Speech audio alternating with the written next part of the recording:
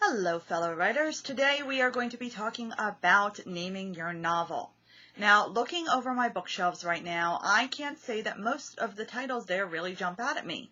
The content, yes. The titles, not so much. There's The Constant Princess, The White Princess, The White Queen, and other such historical fiction books by Philippa Gregory. All rather generic sounding, if you ask me. I only bought them because I know I appreciate the author. Over in my fantasy section, meanwhile, there are examples like Rosemary and Rue by Shauna McGuire and Stormfront by Jim Butcher. Again, just there. I don't hate the titles, but they don't make me go, oh my gosh, I totally have to read these. The first was recommended to me by my then boyfriend. The second I found while browsing Barnes & Noble bookshelves. At first glance, its cover made it seem like it featured a female protagonist who wasn't a complete, overly liberated individual. Let's go with that one. Which, honestly, is a bit rare and therefore refreshing in the female-driven fantasy segments these days. Looking over all my books across all my preferred genres, which are pretty widespread, I'd say that maybe 3% have titles that were the determining factor in why I bought them.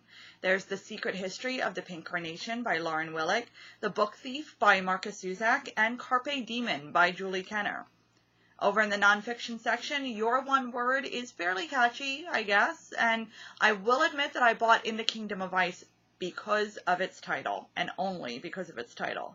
That is to say, I bought it because of its subtitle, The Grand and Terrible Polar Voyage of the USS Jeanette. It had my name in it, spelled correctly. That never happens. So purchase it, I had to. Also, for the record, it was totally worth the read. But for the most part, it's not the titles that drag me in. It's the covers. And I'm imagining that if I took a poll, most people would agree with me. We're all drawn to a certain kind of image or images. Maybe it is a stark background with big letters, no matter what those letters spell out.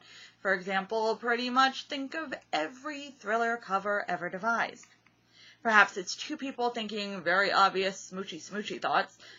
Pretty much every romance cover ever devised, or maybe it's muted hues. Pretty much every literary fiction cover ever devised. Whatever it is, that is what is going to reel us in 97% of the time, maybe even more. So, when you're naming your novel, don't stress too much about finding something utterly perfect. Really, anything can go. Concentrate instead on focusing on what the front cover should look like, because chances are that's going to be your moneymaker, not your title. So that is my concluding thoughts on the subject of naming your novels, and I hope you guys have a great week, and I will see you next Monday. Have a good one. Bye.